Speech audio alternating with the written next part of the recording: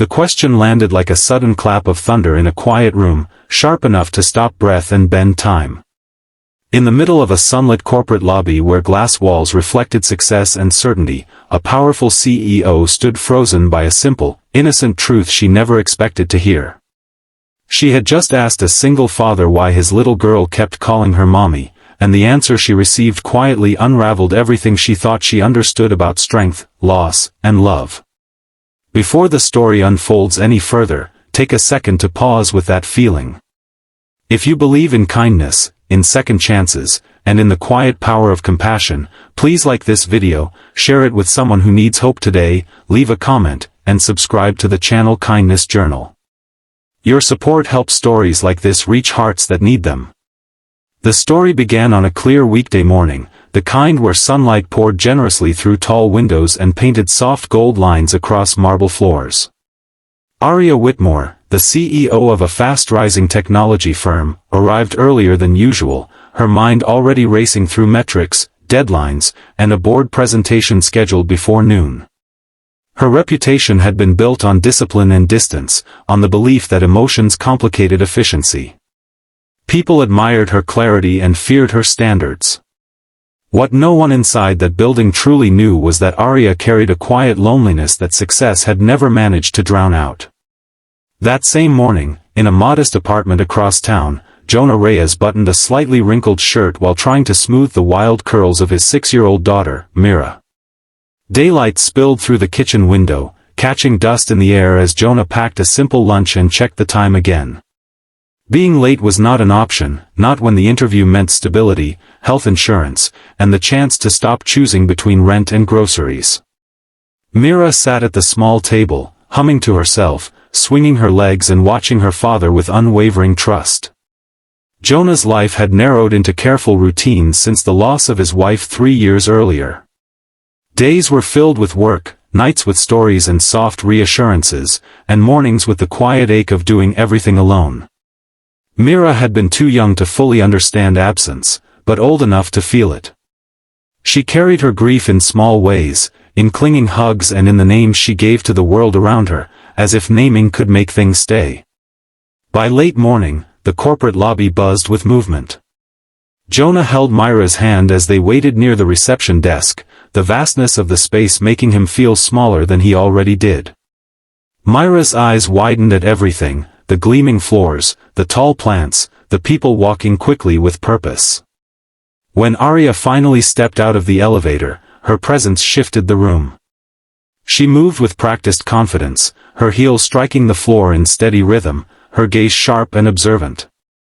As she passed, Myra's grip tightened, and in a clear, unguarded voice filled with certainty, she called out a word that echoed softly through the lobby. The word was mommy. The sound of it drew glances, slowed footsteps, and made Aria stop mid-stride. She turned, surprised, her eyes landing on the little girl looking up at her with recognition that felt deeply personal despite the strangers they were. Aria approached them, confusion crossing her face as she looked from Mira to Jonah.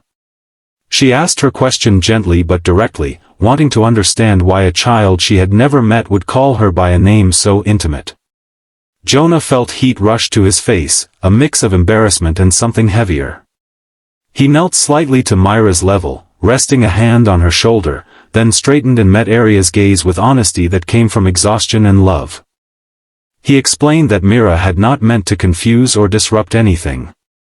He shared that his daughter had a habit of assigning names based on feelings rather than facts.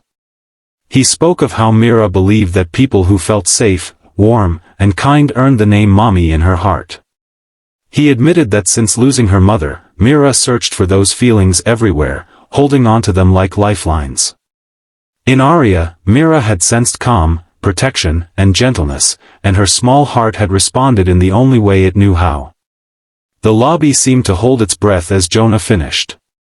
Aria felt something crack open inside her, a place she had kept carefully sealed. Memories surfaced of her own childhood, of growing up with caregivers instead of parents, of learning early that love was conditional and temporary.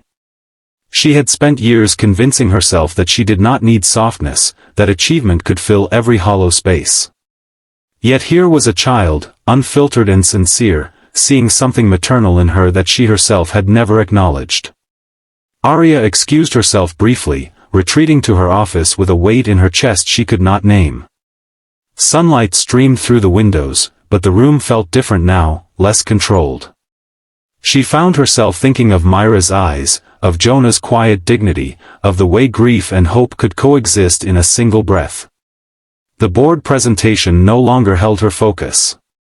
Instead, she replayed Jonah's explanation, realizing how rarely anyone spoke to her with such vulnerable truth. Jonah, meanwhile, waited anxiously, wondering if his honesty had cost him the opportunity. He sat with Mira on a bench, pointing out shapes in the floor tiles, trying to keep her calm while his own thoughts spiraled. He had promised himself he would never let pride or fear keep him from doing what was best for his daughter, even if that meant risking rejection. When Arya returned, the lobby felt brighter, as if the day itself had shifted.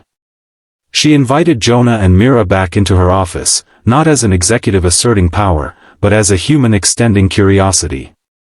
She listened as Jonah spoke more about balancing parenthood and work, about the nights he stayed awake worrying about providing enough, about wanting Mira to grow up believing the world could still be kind. Arya shared little about herself, but something in her posture softened, her sharp edges easing. Over the following weeks, Jonah was offered the position, a role that recognized his skill and respected his need to be present for his child. Mira began accompanying him occasionally, spending afternoons drawing quietly in Arya's office when schedules allowed. Daylight afternoons became their shared backdrop, filled with sunlight, paper, and the hum of productivity mixed with laughter. Arya found herself looking forward to those days, to the simple joy of Myra's stories and Jonah's steady presence. Slowly, almost imperceptibly, Arya's world expanded.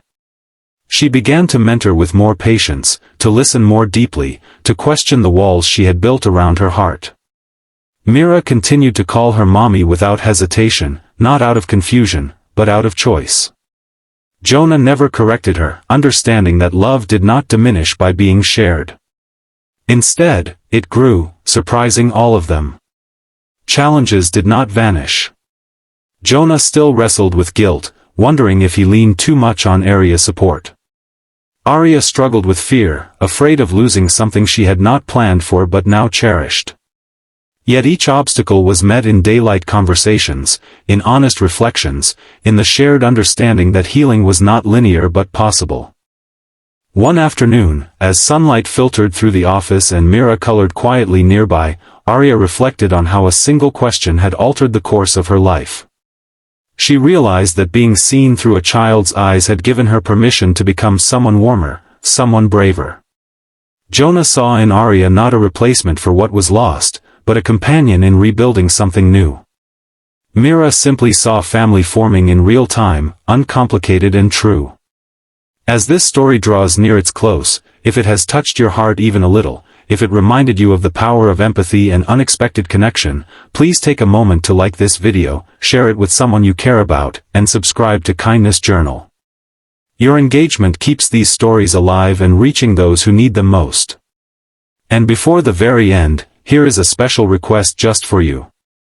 Please comment a single word that describes how this story made you feel. Your words matter more than you know. In the end, under the steady glow of daytime skies and ordinary moments made extraordinary, Arya, Jonah, and Mira found something none of them had been searching for but all of them needed. Not perfection, not replacement, but presence. A reminder that sometimes, the names we give each other are not about roles or titles, but about the feelings we inspire. And in that simple truth, lives can change forever.